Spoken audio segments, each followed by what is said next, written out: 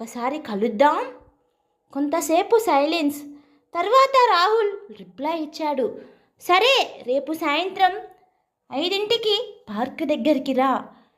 అను చాలా ఎగ్జైటెడ్ అయింది. మొదటిసారి తన జీవితంలో ఒక ముఖ్యమైన వ్యక్తిని చూడబోతుంది. ఆమె పార్కుకి వెళ్ళింది.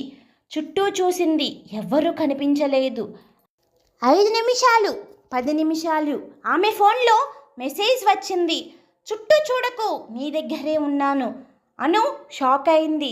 రాహుల్ నుంచి లాస్ట్ మెసేజ్, నువ్వు మాట్లాడింది నేను కాదు, నీ ఓన్ వాయిస్, నీ డైరీలోని వర్డ్స్, నీ హార్ట్లోని ఫీలింగ్స్. అను కన్ఫ్యూజ్ అయింది. ఆమె బ్యాగ్ తెరిచింది. అందులో ఒక చిన్న డైరీ ఉంది. ఆ డైరీలో ఆమె గతంలో రాసిన వర్డ్స్, అదే లైన్స్, అదే ఫీలింగ్స్. ఆమె తనతో మాట్లాడుకుంటూ ఉంది. ఇంతకాలం ఆ రోజు అను అర్థం చేసుకుంది. నన్ను అర్థం చేసుకునే వ్యక్తి బయట ఎవరూ కాదు, నన్ను నేనే. ఆమె కన్నీళ్లు పెట్టుకుంది.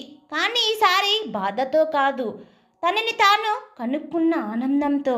మనకు కావాల్సిన ప్రేమ మనలోనే ఉంటుంది. మనల్ని మనమే అర్థం